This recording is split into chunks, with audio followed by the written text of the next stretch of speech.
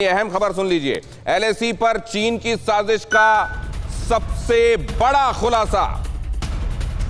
चीनी साजिश पर अमेरिकी विदेश मंत्री का बड़ा बयान। एलएसी पर चीन ने तैनात किए 60,000 सैनिक। माइक पॉम्पियो ने कहा, क्वाड देशों के लिए यह सबसे बड़ा खतरा।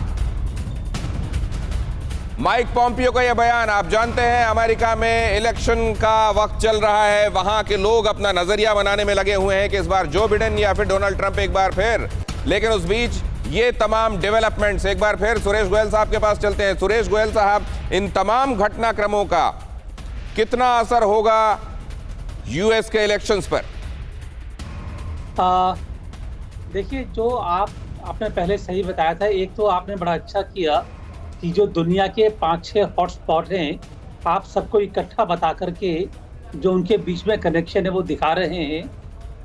बात यह है कि इस टाइम पर जो यूएस के इलेक्शंस हो रहे हैं, चीन को मालूम है कि इस टाइम पर यूएस कोई भी एक को बड़ा कदम उठाने से शायद उसको दिक्कत होगी, तो वो अपनी जहां उसको जगह मिल सकती है अपनी जगह बना रहा है। आर्कटिक का आपने नाम लिया।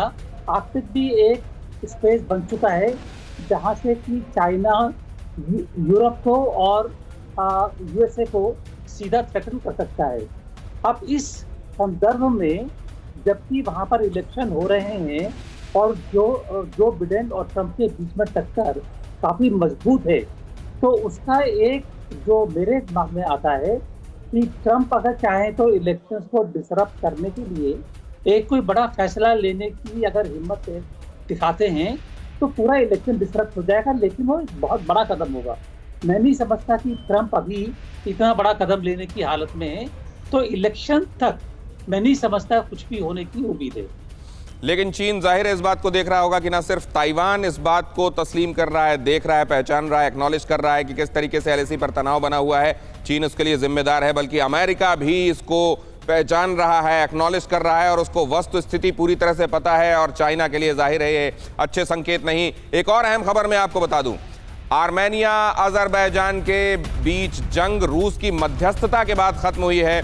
दोनों देशों की जंग जाहिर है 14वें दिन तक पहुंच गई थी और तब मध्यस्थता हुई है रूस की तरफ से। और रूस की मध्यस्थता में दोनों देशों के विदेश मंत्री बैठे, 10 घंटे तक लगातार बातचीत हुई मॉस्को में और तब सीज फायर को लेकर सहमति बनी। क्या आप पर भी बरपा है जालसाजी का कहर?